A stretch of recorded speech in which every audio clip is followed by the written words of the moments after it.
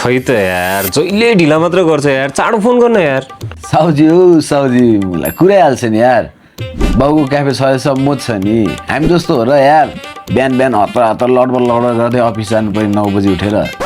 उठ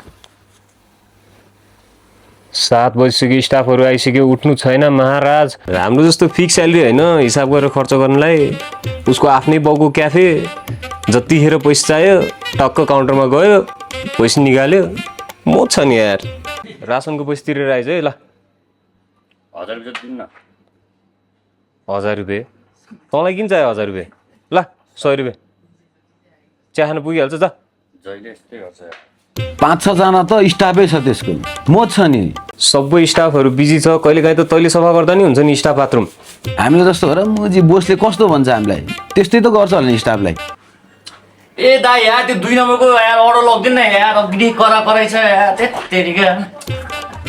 यो गर त्यो गर यहाँ बस यो गर नगर भन्यो काम हरायो बस्यो त्यो चाँडो चाँडो सकेर भित्र आइज भित्र धेरै काम छ कति अलमल लिएर बसिरह भने त भोलि शनिबार छुट्टी कतै जाउँ यसो बियर सियर खाउँ भनेको खै त साउजी त आउँदैन त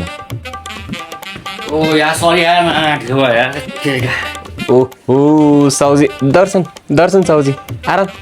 के हो साउजी फुर्सद भएन क्या हो गन्दैमा तँ जहिले जिसिन्छ क्या क्याफे प्याक थियो क्या यार फेरि बिचमा पेमेन्ट पनि गर्नु थियो त्यही भएर ढिलो भएको क्या मलाई ए भनेपछि व्यापार राम्रो भयो भोलिको पार्टी चाहिँ तेरै नामको खानुपर्छ है त्यस भए भोलि स्याटरडे त मिल्दैन क्या यार कति कन्जुस गर्छ हौ यो त मलाई के पैसा लिएर छातीमै टाँसेर जान्छस् क्या माथि त्यस्तो होइन क्या यार स्याटरडे सबको बिदा हुन्छ क्याफे प्याक हुन्छ स्टाफ पनि फेरि बिदा छ क्या त्यही भएर गाह्रो हुन्छ यार बाउले मार्छ यार बाउले निस्किनु दिँदैन क्या भोलि त ज्यान जाला दिँदैन क्या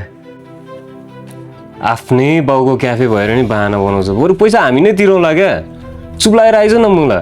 बाउले तँलाई त्यस्तै बाँधेरै राखे जस्तो लाग्छ भने तँलाई उकुस मुकुस भएको भए मुला पढे लेखेको छस् हातमा सिप छ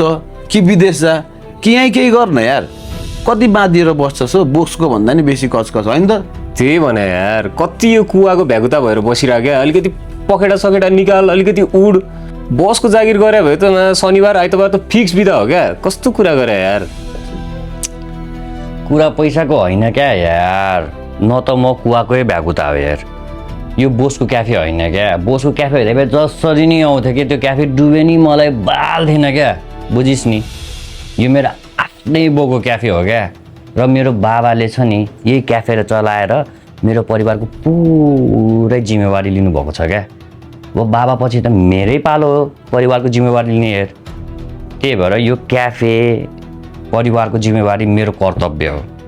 र म मेरो कर्तव्य जसरी नै पुरा गर्छु यार मैले यो क्याफेलाई छ नि अहिलेसम्म बोझको रूपमा लिएको छैन क्या